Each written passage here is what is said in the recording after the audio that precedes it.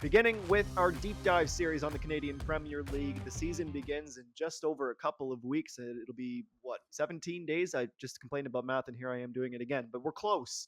And that means we will see York United and their very fresh kits, might I add, taking the pitch very, very soon. We'll go over some of the key ins and outs of Martin Nash's team here and get you guys to weigh in. But obviously, the big one, Jordan Wilson not leaving on a free. That was an expensive buy from One Soccer to have him join the station here. But yes, he is out, as are the likes of Krasnovic and Dominic Sator, Zaya Johnston, Noah Verhoeven, who went to Atletico Ottawa. Mateo Hernandez leaves. Oliver Minitel goes back to Cavalry in a front office role, and Lisandro Cabrera. But there are some names there, especially some CPL transfers from other clubs, Ollie, that definitely catch your eye. Brian Wright comes over playing closer to home. Gagnon Lapare from Halifax to York. Elijah Atakubi from Cavalry to York. Jonathan Grant from Forge to York. And then some younger internationals as well. And then, of course, I haven't even mentioned Clement Baye yet. So there is a lot going on at York United. The question is, do you have any idea yet what this team's going to look like from hot end of the season, getting healthy and bringing in some new players, and the Austin Ricci redemption tour for you personally, mate? Well, there's reasons for optimism, right? Given the way they played after Mo Babuli signed, that's what this rests on for York United. I'm not sure that the team, when I look at the incomings and outgoings, I'm not sure they're significantly better than they were last season. But maybe with Babuli and the team, again, you look at their record in the second half of last season, maybe that's good enough. So I think from some of the conversations I've had, I think there's a belief that the international guys they've got on that roster are a bit more experienced this time around. They're going to need to be because some of them are stepping in big roles in terms of debuting players. Again, I like some of the additions they made. Gagnon Lapare is a good player. But at the same time, you've got Ensa going out, Zator going out, Wilson, Verhoeven is one I'm forgetting. Isaiah Johnston, like these are important players. So when I look at York again, I'm not sure how much better they're going to be than we saw the second half of last season.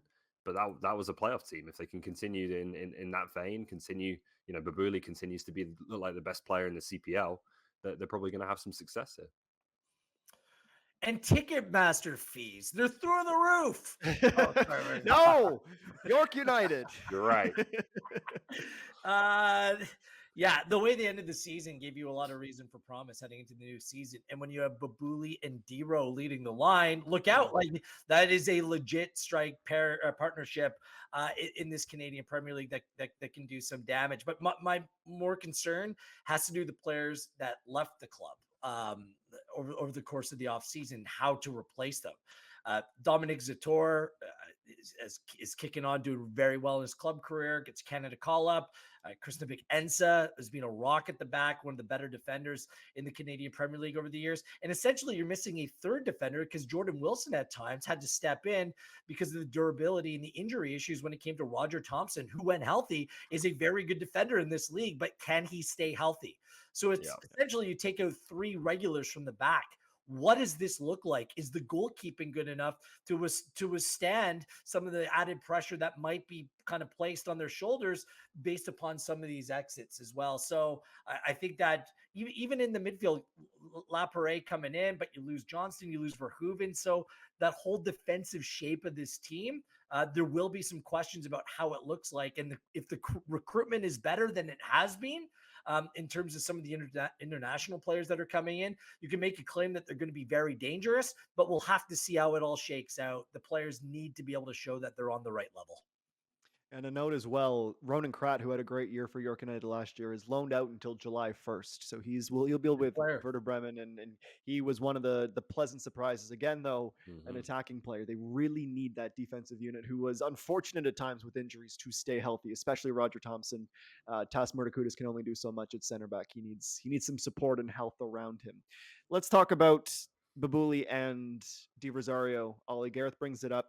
Think about 1-2 punches in this league, and I'm not going to do the comparison between Laren and David, but when you think about that kind of attacking tandem together, I think they have to be close, if not at the top of the list in this league. Yeah, I would think so in terms of two that kind of play together. I know that Babuli is more of a number 10 and will obviously drop off, but it still kind of looks like a striking tandem, right? You have an out-and-out 9 and you have a 10 playing behind him. I think it's probably in that sense that best combination in the league. So, but look, Babuli transformed this team. We knew how good he was from from obviously his time at Forge. Was always hugely impressed, particularly in CONCACAF, with the way he played and stood out in those matches in a different environment. And he was exactly what they needed. This team had a massive issue in the the first half of last season, scoring goals. That man right there was pretty much the only guy doing it.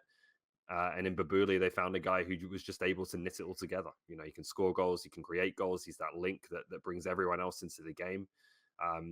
The season kind of lives and dies with him. I don't think is too much to say. They do need, obviously, contributors around him. Players like Max Ferrari, you know, coming back and hopefully being fully healthy. Same thing with Petrasso. These guys need to be good as well. But I think Babuli and Dero will be the defining factors for how well this team does. And Canada Soccer put out an email during the game. Okay, here we go. Hey now. My question is in the quality of these two players. You want to see Dero build off what was a great start to his campaign last year. My only question is if there's enough service from midfield areas. That's an area that they need a spark. I hope that Max Ferrari's back to full fitness because he can provide a little bit of something different from a wide area, but we'll see if the distribution's there. If it's good enough, if it's on that level, then those two players are as dangerous as they get. And good to see, too, when you look up and down that roster, there are a lot of players locked up until 24, options even until 2025 for some of the young internationals. So a growth here, York United will hope, and they'll hope as well that growth includes returning to the playoffs. There's an extra spot, 5 of them now. A quick likely or unlikely, Gareth. York United are a playoff team. And getting into the stadium. So I wish I had Tony Reale's button around the horn. I think that it's going to be an uphill battle for expansion Vancouver, just because you don't know what to expect from expansion teams. But where does it drop off after that? I think York United might be one of those teams unlikely to make the playoffs. Unlikely, says Wheels. Ollie. I'm going to say likely. I think there will be, obviously, one is an extra playoff berth, so that will happen automatically. But I think there's going to be 2 new playoff teams compared to last year this season. I think York United will be one of them. Valor, the other? Is it Valor? Valor? Mystery. It's a mystery. Is it Vancouver? Is it Halifax? Who knows? Okay, doesn't want to show his cards yet. You absolutely do know. It's me.